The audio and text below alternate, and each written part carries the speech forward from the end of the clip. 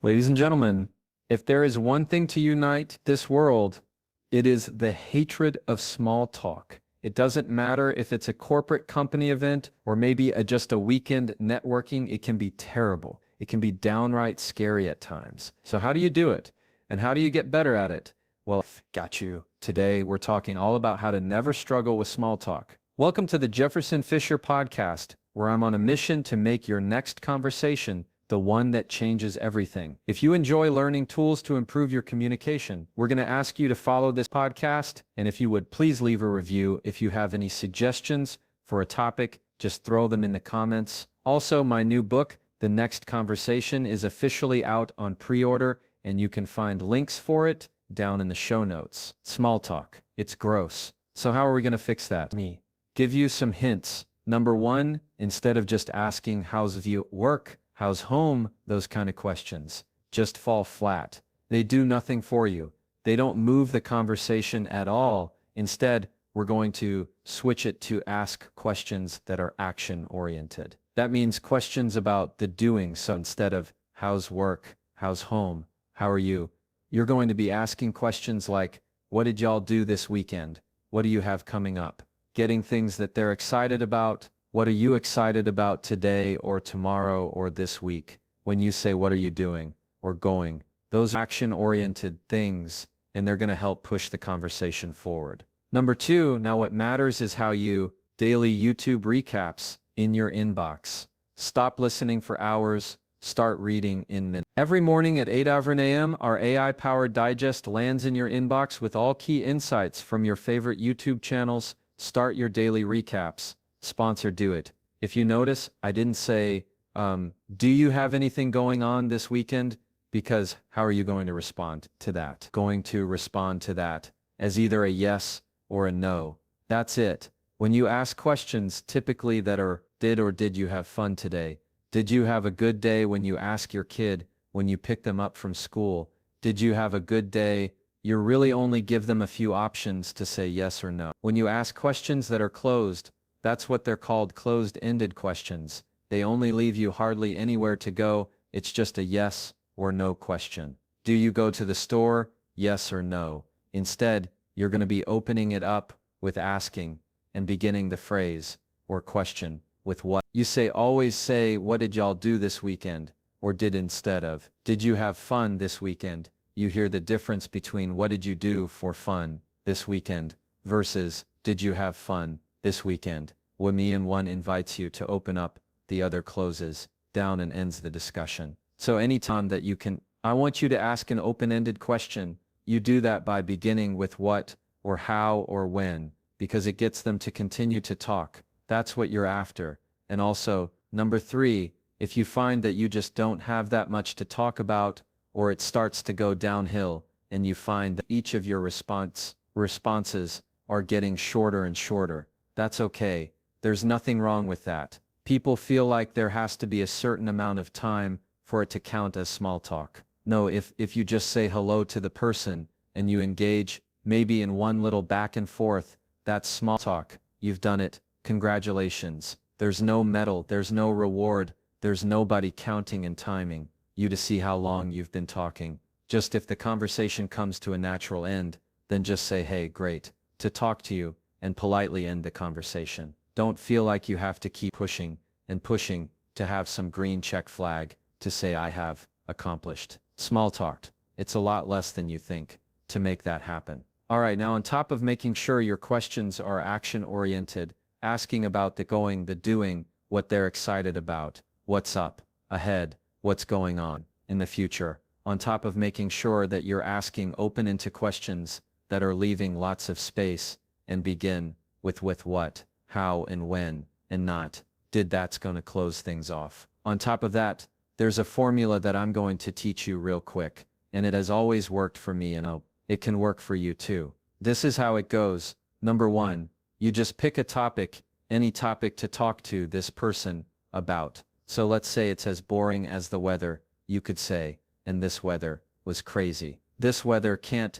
make up its mind today. They're going to come up with something. They're going to say, yeah, oh, I know, yeah, right, it's crazy. They're going to acknowledge you in some way. Perfect. you have now set the stage for you to give options. I like to think of it as a poll, and a POL, meaning you're going to say, for example, in this example, you can say, so you a person, are you a winter person? You like it hot, or you like it cold, or maybe it can be summer or winter. You a fan of summer, or do you like it cold? Would you rather be too hot or too cold? You're giving them options. That's the key, options, because options give us something to talk about rather than just forcing it down one chute and hoping that it works. So if I were to say, are you like the beach in summer, or are you more like you like the mountains and the snow? They're going to give you one. They're going to give you one option.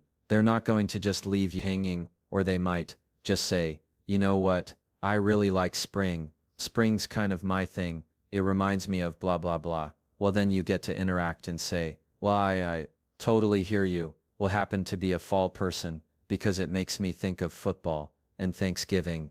And here in America, we have Thanksgiving in November. And so that's what I really like. And then you get to kind of interact with them and say, what about you? And now you're getting to get to know them on just a little bit deeper level. Because here's the trick on this formula, is why it works for me at least, is that when you share something that is more personal about you, 99% of the time, it then opens it up for the other person to share something a little bit more personal about them, because they feel like, oh, well, you've shared something, and now I'm going to share something. It's creates kind of this mutual contract that's hidden in a way, that if I share a little bit about me and what's personal, me and what I like, you're then going to feel a little bit more comfortable sharing more personal things about you, and that's what you're curating. In that experience, you can take it wherever you want to go. But that's the formula. It's that simple. Pick a topic,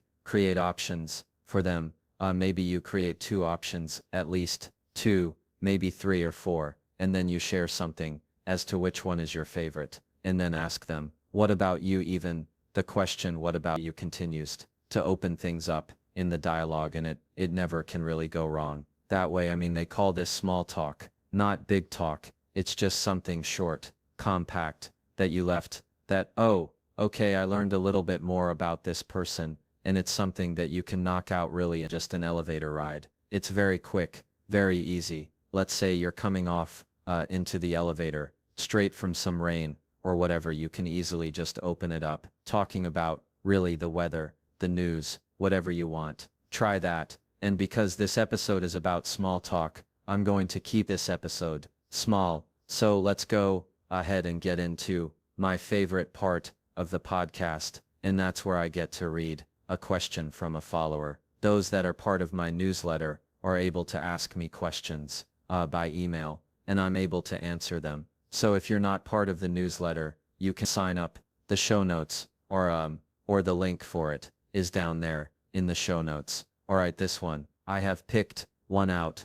This is, let me pull it up. This is Linda, and she lives in Leck, Texas. Linda from Leck. I think there's a country song in there somewhere. I went to law school in LEC, so I'm very familiar with it. Linda says, Jefferson, I need some advice. Thank you so much for your clips. You're very welcome. Linda, I work at I'm not going to say where she works, but I have networking events, and I tend to absolutely clam up where I stand in the corner, and I'm not sure how to approach anyone, or to get to a point where I feel comfortable talking to anyone. Do you have any advice, Linda? I'm sorry you're having trouble with that, and that's absolutely okay. Absolutely okay. Because what makes you special is what makes you, you. So, just because you're not going around talking to every single person that is in the room, Linda, does not make you any less special, or important, or of less value. You find that people can talk a lot and say nothing at all. Alright, so a lot of the times, these networking events are really just more of a social dance, in a way of just finding who's comfortable with who and who's friends, and who's not. So I don't want you to overthink it, but I know that's not all that helpful to Linda. I'm going to say some things that I'm going to try to say, some things that are so, when somebody is talking with you, one thing that you can do, that I like to do is, it becomes subconscious, But if you want to find that you're more engaged with people and get kind of curious with people, physically, one thing that you can work on is I like to slowly, you just kind of your head a little bit to the side. That makes it look like you're much more interested in what they have to say, rather than just like, I just want to talk to you. So you don't want to have crazy eyes. You don't want to have it to where you're feeling like you're in front of their face. You're just kind of at a distance where your shoulders are relaxed. You feel relaxed. It helps me if you're holding something, especially these networking events. Everybody kind of expects you to have something in your hand. It does not have to be a drink. It can be a snack. It could be any kind of refreshment that they have, but it keeps your hands busy. And that's why I'm saying it, because it keeps your hands from having to like fiddle with themselves, or maybe you don't know what to do with them. So you kind of cross them when you hold something. It keeps your stance open. And what I'm going to encourage you to do on top of that is to just barely slide head to the side, either side. It doesn't matter, the left or the right, but it gives this posture of wanting to kind of be curious. And when you smile and you're asking questions and they start to respond, if you can just move your head just a little bit to the side, it's going to open them up. If, hey, you're being a little bit more curious about them, to have more conversation. Another thing that's going to help Linda is understanding that don't go into these events thinking you have to talk to every single person, like there's a win and a loss kind of thing. There's something to win and lose.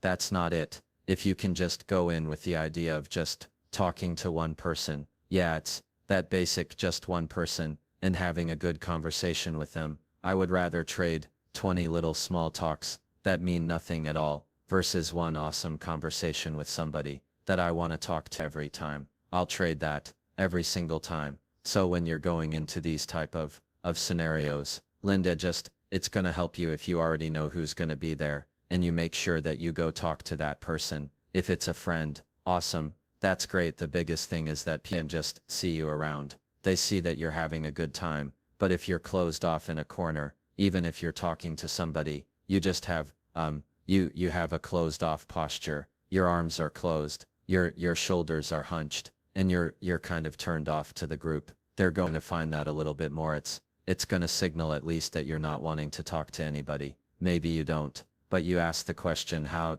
can you get better at that? Keep a much more open stance and go in trying to think of just one or two people that you want to make eye contact with and conversation with. It doesn't mean you have to plan out these conversations ahead of time. You certainly can. And what I would encourage you to do is take some of the things that I said at the beginning this episode of asking, go up to somebody, say hi. I assume it matter if you know them or not, and you can ask them the question of what was something exciting happen in your week? What's exciting in your life right now? See, it's just one question right there. What's exciting in your life right now? Easy. And you let them talk, and then once they share it, you share something that's going on and exciting in your life. You can't just ask a question and then expect not to have any kind of answer of your own. So it's that kind of, that back and forth, that mutual contract that I talked about,